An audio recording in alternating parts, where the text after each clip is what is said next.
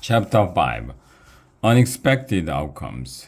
What are you doing, fairy darling? Asked Pixie as she peered over Jessie's shoulder.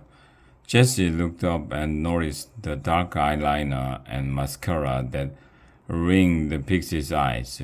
She looked like a messy raccoon. Jessie could imagine Pixie standing in front of the Big Dipper, eating frozen yogurt with the high school kids who played music too loudly and flipped their skateboards over the curb. Yet here she was, a teacher of the class. It was a bit of a mystery.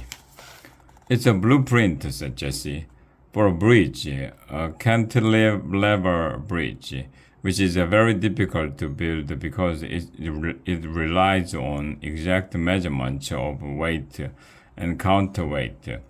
Too much this way or too little that way, and kaboom! Jessie bent her head down over the drawing again. So you see, I'm very busy. She had taped the large pieces of easel paper together to give her plenty of room, and the easel paper had grid lines on it, which was great for Jessie because that helped her draw everything to scale. This was going to be a relatively small model of a cantilever bridge, just 2 feet long. Our first attempt. She was using a scale of 1/4. If the drawing showed a piece of wood that was 1 inch long, then she knew she had to make the real piece of wood 4 inches long. Jessie liked the scale drawings. They represented things that were real, precise. Oh, sweetie pie, said Pixie, smiling and putting a hand on Jessie's shoulder. Jessie quickly slumped her shoulder so that Pixie's hand slipped off. Your drawing is so good, but right now we have to get back to our fairy houses. It's already Wednesday. We all need to be finished by Friday so we can set up our first fairy village on the playground. Won't that be fun? Jessie didn't respond. She had to calculate the length of the cantilever, the height of the support, and the heaviness of the counterweight. Jessie was using the Great Big Book of Bridges as her guide. It told her everything she needed to know. This was one of the reasons why Jessie liked the books so much, more than people really. I already finished mine, said Jessie, pointing with a pencil at a fairy house sitting on a table in the far corner of the room. But Jessie, Pumpkin, you couldn't have finished your house. We just started working on them yesterday. Pixie's voice trailed off as she looked at Jessie's house across the room. She approached it slowly, as if she thought it might be a mirage. How did you make this? Pixie's voice wasn't so twinkly and shimmery now. She sounded like a regular teenager. Jessie kept her eyes on her drawing. I made a blueprint yesterday after class. Then I stayed up late building it at home. Jessie was like that. Once she got an idea, she had to keep at it until she was done. That's why Evan called her Obsessive Jessie. Not the nicest of nicknames, but not the worst. And she knew it was true. It's just the way she was. But Pixie bent low to get a good look at Jessie's fairy house. The house stood about 2 feet tall. 2 feet, 3.5 inches. Jessie said, correcting her. I can show you the blueprint. It was surrounded by soft green moss. That's not for decoration, said Jessie. It serves a purpose. It soaks up water from the ground to keep the floor dry. Moss is 3 times more absorbent than the average sponge. The house was a cylinder, covered neatly in lattice work. That part fell off our porch, said Jessie. It's good to recycle things. The roof was a perfect cone almost as tall as the house itself, sitting like a proud head on top of the dwelling. The shingles on the roof was made from pine cones, carefully deconstructed, then put back together in this new shape. Wow, you used the petals of a pine cone, said Pixie. How awesome! They are not called petals, said Jessie patiently.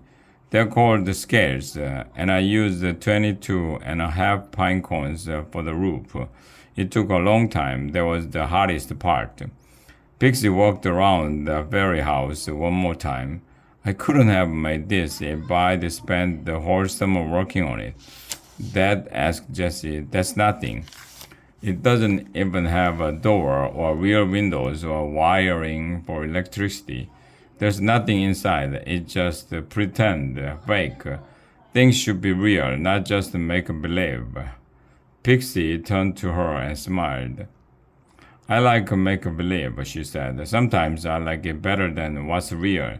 She wandered back over to Jessie's table, where Jessie was measuring the distance between two squares on a grid paper. She had all her tools from home spread out in front of her: three sharp pencils and a sharpener, a big gummy eraser, a compass, a protractor, a ruler, tape, and a T-square. I borrowed your tape without asking, mumbled Jessie. I forgot mine at home. I'm sorry. That's okay, said Pixie, looking closely at Jessie and smiling.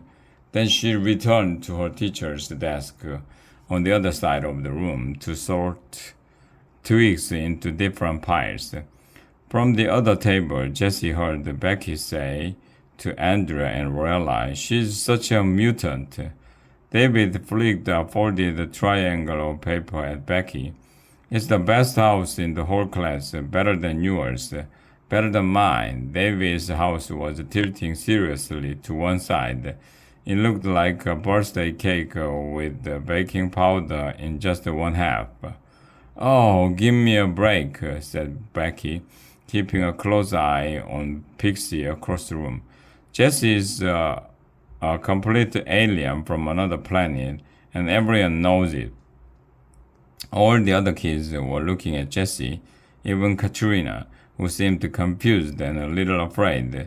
Jessie felt her face go hot, and she knew her neck was getting those funny red splotches that did make her look like an alien from another plane. She kept asking herself, why does she hate me so much? What did I do? "Becky," sang Pixie in a jittered voice, "berries don't use words like alien from another planet, but they do have kind words like overleague, which means spectacularly original. And I would say Jessie's house is entirely overleague." "Berries aren't real," said Jessie resolutely, "and neither is the word overleague." She didn't think it was right for a teacher to say there was a fairy language when it wasn't true. Although it made her jing inside to hear Pixie say that her house was spectacular, Jessie loved it when she got credit from her work. The best kind of attention was applause. That's one of the reasons she was entering the bridge building contest. The winners would be announced in an auditorium filled with people. She imagined everyone clapping when she went on stage to get her prize. "I believe in fairies," Katrina said, smiling from across the table. Jessie opened her mouth, but Pixie said, "So do I, Katrina, and anyone who doesn't can have fun by pretending." Katrina continued to smile and waved a piece of birthmark like a flag in a 4th of July parade. Jessie practiced biting her tongue. "There are no such things as fairies," she told herself, "and they wouldn't live in houses covered in glitter, because hiding would be a fairy's best defense, if fairies existed, which they definitely didn't." After lunch, David crossed the room to look at Jessie's drawing of her cantilever bridge. Isn't that going to tip and fall into the water? He asked. It might. Cantilever bridges are tricky. That's why I'm going to test it before I build the real thing. She reached down into her backpack and retrieved her hot glue gun, along with a large bag of popsicle sticks and a stack of red plastic cups that she and Evan used for lemonade stands. Here, she said to David, you can hold the bag of pennies. Using the quick drying glue, Jesse attached a long arm made from popsicle sticks to the bottom of a red cup, with the shorter arm sticking out in the opposite direction. The whole thing immediately tipped over. See? Said David, but not in a mean way. Why didn't you make both sides even? The longer part is always going to fall over. Is it a mistake? Jesse said. First of all, the greatest engineers make mistakes every day. It's how they build amazing things that have never been built before. And they are not called mistakes, they are called unexpected outcomes. Engineers learn from unexpected outcomes. Second, my model is not a mistake, it's exactly the way I want it to be. She placed the second red plastic cup under the long end so that the bridge rested evenly. Katrina wandered over to see what was going on. She had a streak of red marker across her cheek. Okay, said Jesse. Let's start with the 10 pennies. Put them on the short end right there. David placed the 10 pennies on the short end of the bridge. Jesse slowly pulled the second plastic cup away from the long end. The bridge collapsed. The pennies made a loud clattering sound as they hit the hard, polished stone of the art table and began to roar. David and Katrina shouted, "Oh!" and did their best to catch the coins before they fell to the floor. The commotion brought Eva over to Jesse's table, but Becky, Lorelai, and Andrea stayed put. Jesse noticed that Andrea looked in their direction, trying to see what was going on. Failure number one, said Jessie proudly. Her cheeks were slightly pink, and the tip of her tongue had crept out of her mouth and settled in the corner of her lips. She had made a chart on a piece of graph paper, and next to the box marked 10, she made an X. Now, let's try 20. She put the second red cup back in its place as a temporary support. David piled 20 pennies on the short end of the deck. Jessie removed the red cup. The bridge crashed to the table and the pennies scattered. The kids hurried to gather the pennies so they could try again. Pixie came to the table with a pencil stuck in her hair and said that there were the kinds of games that real fairies play. By the time they were up to 40 pennies, everyone in the fairy house class had gathered around the table except for Becky. She continued to play with the necklace around her neck, sliding the rose quartz pendant back and forth on its chain. Occasionally, she shouted out a discouraging comment like, "What a waste of time," or "You can't make a bridge out of popsicle sticks."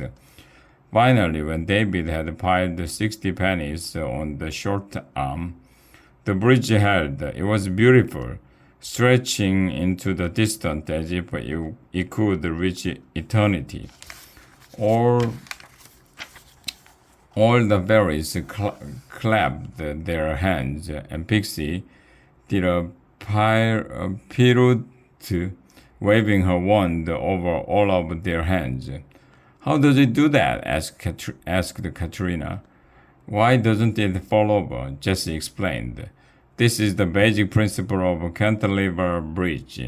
The plastic cup is the support, the pennies are the counterweight, and the popsicle sticks make the cantilever. Once the force of the counterweight equals the force of the cantilever, They're imbalanced on the support, but obviously to finish the bridges, you need the cantilever on the other side, like this. She made a quick drawing that showed the two cantilevers together to form a complete bridge. But we are not done yet, said Jessie. She reached over and took one penny away. The bridge stayed. Everyone watched silently. She reached over and took another penny away. The bridge stayed. Oh, Jessie, whispered Katrina. Don't do it. We have to, whispered Jessie back. This is what it means to do an experiment. We have to find the exact counterweight needed to keep the bridge from falling down. She took away another penny, and another. When she took the fifth penny away, the whole bridge collapsed. The classroom erupted with groans, and Pixie covered her eyes. I can't stand it, she squealed. But Jessie was busy filing in a chart. There was 55 pennies. Each penny weighs 0.088 ounces, which means the correct counterweight for this bridge is 4.84 ounces. She reached down into her backpack and retrieved the small toy car. I already weighed this at home, so I know it weighs 2.3 ounces, which is the same as 27 pennies. So if you add 27 and 55, that means we need 82 pennies as a counterweight. David was already counting, and soon he had the right amount to place on the short end of the bridge. Then Jessie lined up the small car on top of the plastic cup just in front of the pile of pennies. Wait, shouted Katrina. Let me get my drawer. She ran to the other table and came back with a hideous plastic monster that looked exactly like the kind of thing that would live under a bridge. Half its magenta hair was missing, and Katrina had blacked out all of its teeth. She positioned the drawer on the table where the long arm of the bridge ended. Why do you have a drawer? Asked Jessie. I have two, said Katrina. The other one has a sparkling diamond necklace. They are planning to attack my fairy house. I'm working on a magic spell to keep my special fairy safe. Jessie opened her mouth. Absolutely everything Katrina had said was completely and totally and absolutely wrong. There were no attacking trolls, there were no magic spells, and there definitely were no fairies. Let it go, Jessie, said David, which Jessie realized was exactly the kind of thing Evan would have said if he were there.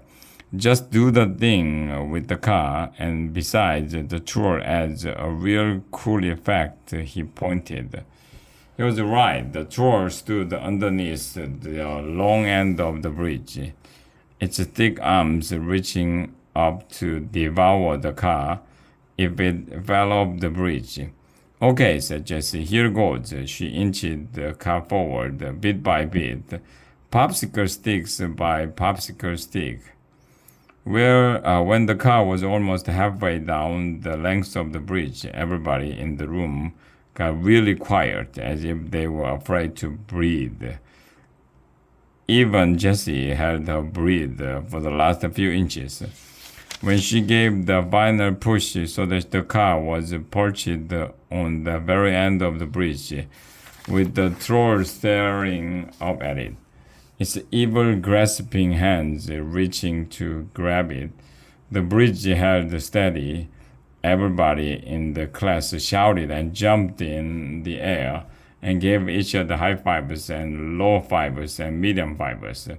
Jessie just sat back on a stool and stared at what she made.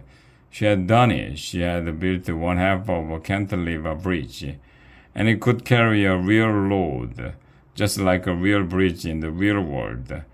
And if she built another one and put the two in a line, she would she would have made a bridge that could cross over water or a highway without any supports in the middle. That's what was so cool about cantilevers. They seemed to float. Katerina wriggled up beside her and asked, "How does it do that? Is it magic?" "No," said Jessie. "It's science." David noticed it first, a bright color out of the corner of his eye. Unexpected glint as the afternoon sunlight fell across the room. Something out of place, something wrong. "Jessie, your house," he said. Everyone looked across the room. Jessie's fairy house, the one with the moss and the lattice work and the perfectly pointed roof made out of pinecone scales, was covered in a gluey, gloppy mountain of purple glitter.